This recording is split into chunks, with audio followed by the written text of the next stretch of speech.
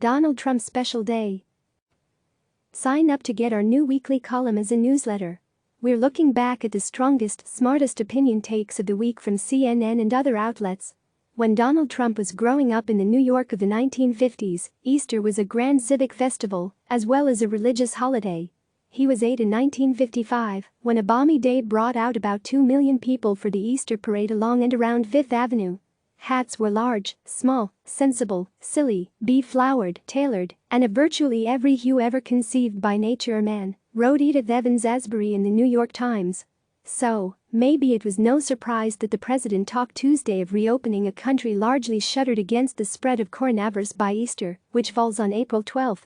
For me, for a lot of our friends, that's a very special day, Trump said. What a great timeline this would be. But by week's end, the word out of the White House was that the Easter target for relaxing restrictions was aspirational. Public health officials stressed that America was in for a longer period of enforced isolation, with the streets of New York, the epicenter of the U.S. outbreak, likely to remain jarringly empty for weeks. In fact, the U.S. this week became the nation with the highest number of confirmed cases of the virus. Jeffrey Sachs called it a grim watershed, as the U.S. overtook Italy and China. Americans are suffering and dying because the Trump administration failed to act quickly and decisively to prevent the virus's spread, he wrote. China has broken the spread of the virus with a lockdown that first started in Wuhan on January 23 and is now being lifted in stages. The U.S. has not broken the epidemic. Trump's relatively upbeat outlook on the crisis contrasted with the approach taken by New York Governor Andrew Cuomo, whose daily briefings have become must-watch TV for many. Cuomo has, in his own thudding rhetorical style, consistently sounded the alarm about the virus's metastasizing toll, while also playing up the need for resolve, wrote John Philp. Trump, meanwhile, he bickers and fiddles and makes false claims even now, as the death toll mounts. Jill Filipovic never thought she'd say it. Thank God for Andrew Cuomo. In the face of a feckless, reckless president spreading disinformation by the day, Cuomo has stepped up, using his platform to share accurate public health information and demand action. Other governors like Ohio's Mike DeWine and California's Gavin Newsom also have been forceful leaders in the crisis, wrote Julian Zelizer. Americans will depend on them to provide the sense of confidence and calm that every citizen is looking for to survive, recover and rebuild. No good choices. Trump's eagerness to get back to business is understandable, but the timing is premature, wrote Frida Gaitis.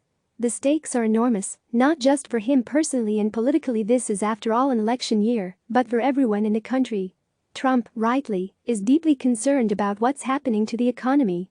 He's not alone. The virus can be stopped by keeping it from spreading. That's how we suffocate it. That's how we reignite the economy. The president really has no good choices now, wrote Peter Bergen.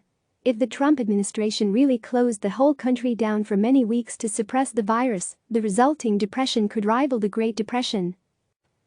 In the Washington Post, Mark Thiessen wrote, over time, as we get a handle on the outbreak, we need to start adjusting our decision-making to balance risk with the massive toll the lockdown is taking on the American people. While journalists can telework, millions of Americans who can't are losing their careers and the businesses they spent a lifetime building. A prolonged economic shutdown will lead to deaths as well, in the form of increased rates of depression, substance abuse and suicide.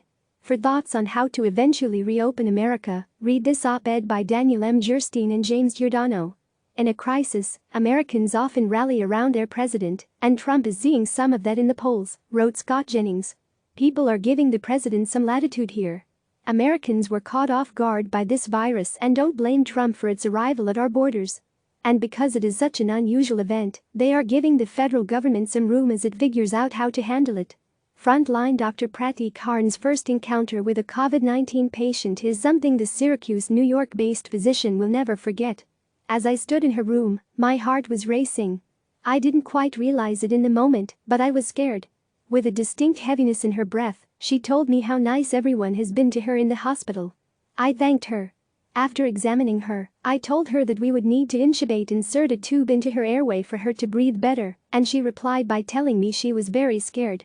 I held her hand and told her it takes courage to do what she was doing. She asked me to call her husband, who was being quarantined at home after testing positive, and tell him that she loved him a lot. I did what she asked, and he asked me if I could tell her the same. 4 days later, she passed away due to severe respiratory failure, despite maximal medical supportive therapy. I went from being anxious to scared and then eventually subdued. New York's hospitals were hit with a wave of patients suffering from coronavirus. At least 13 died in a 24-hour span at Elmhurst Hospital. Makeshift morgues were set up outside some hospitals, and the Jacob K. Javits Convention Center in Manhattan was converted into a hospital. Cuomo said the state was desperately short of the number of ventilators it will likely require for the anticipated peak of patients who will need intensive care. If the federal government commits the resources needed to battle the virus in New York, it could create an effective and life-saving roadmap for other cities and communities that face a major outbreak in the weeks that follow, wrote Dina Badala. This helps all Americans, not just New Yorkers. Marcelo Geisler, the 2019 Templeton Prize winner, wrote, "We now face a global enemy, one that doesn't identify its targets by religious, racial, gender or political choice. A virus doesn't care about maps and boundaries.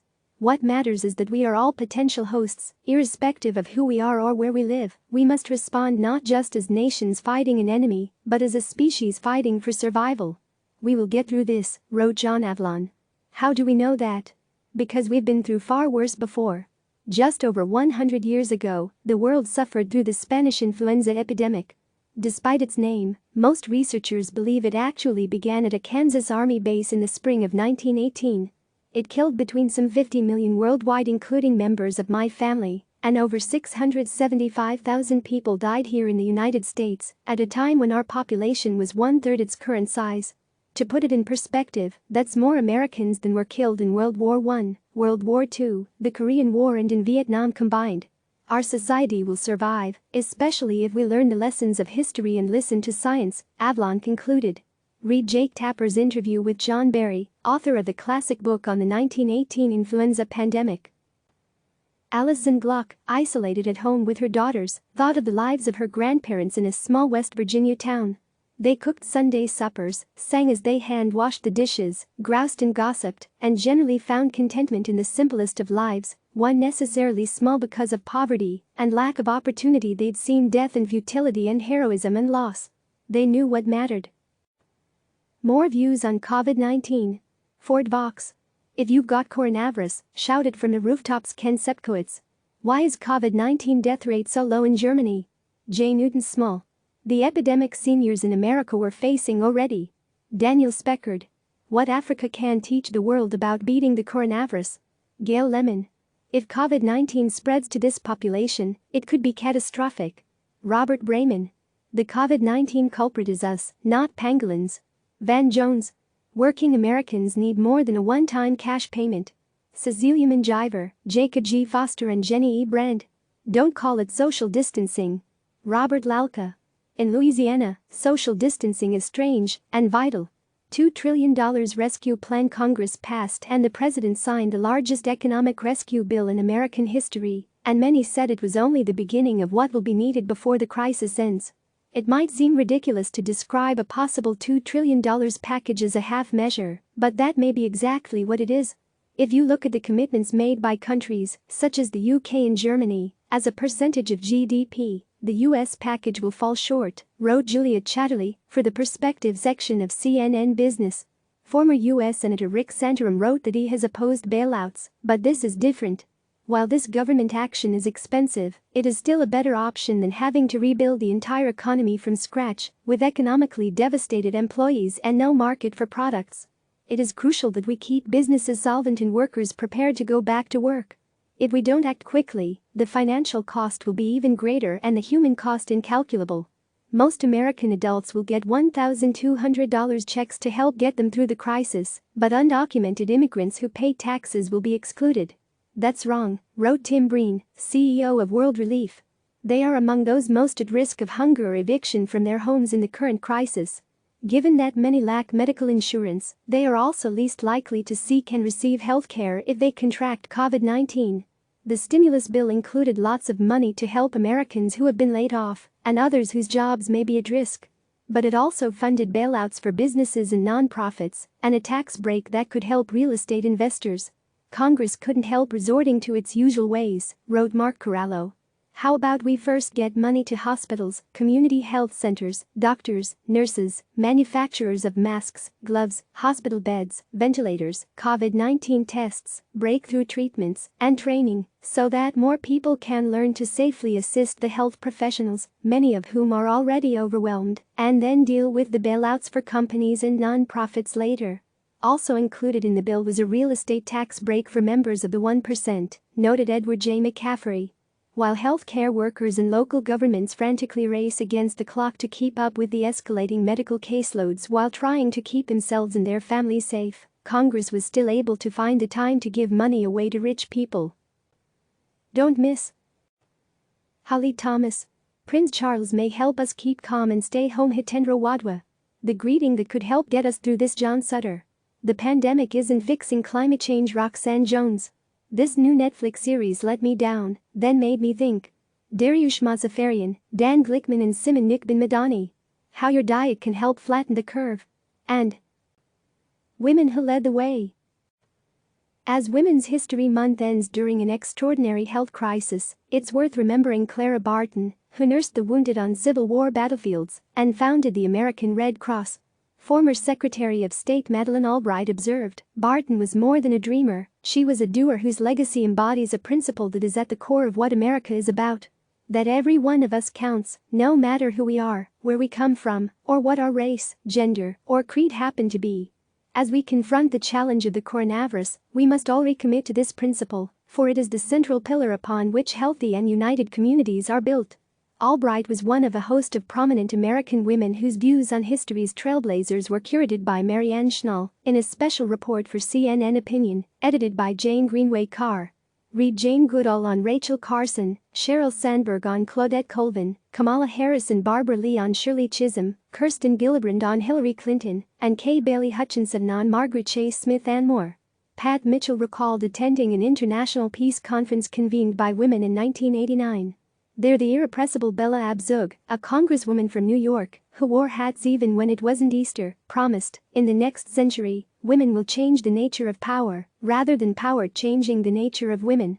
Mitchell added, in this historic year of celebrating the 19th Amendment giving women the power of the vote, I'm still a believer in Bella's prediction, because I have witnessed what can happen when women bring forward the full scope of our experiences as mothers, daughters and sisters, individually and collectively, to redefine power by how we use it and share it.